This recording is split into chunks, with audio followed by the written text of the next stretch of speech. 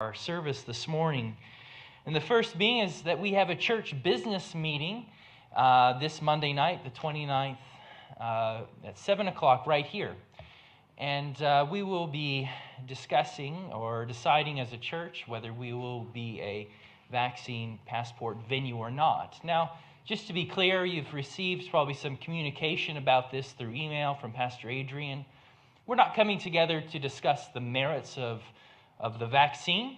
That's not the point of this discussion. We're coming to decide whether as a church we will be a vaccine passport venue. And so that's a really clear differentiation in that discussion.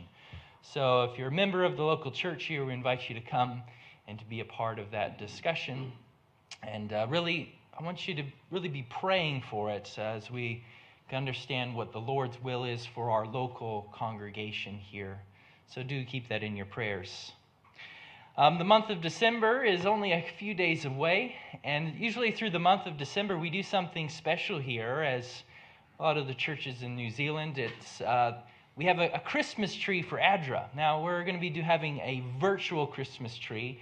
What that means is before we would have little tree set. I'm pointing at you, Katie, but the tree was usually over here in the corner, and we would have little blessings on the tree that you could donate a certain amount of funds to ADRA. And so this will be a key ADRA drive. I know ADRA has been key in supporting New Zealand communities, and during the COVID pandemic here, bringing food to local communities, homes here in Whangarei and throughout New Zealand, but also throughout the world. So that will be a specific ADRA fund raising event throughout the month of December. So do stay tuned for that.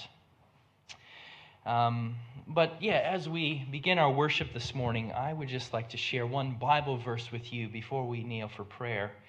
And I'm reading from the book of Psalms, and it's from Psalms 84 and verse 1. It says, "How lovely are your dwelling places, O Lord of hosts! My soul longed and even yearned for the courts of the Lord. My heart and my flesh, they sing for joy to the living God."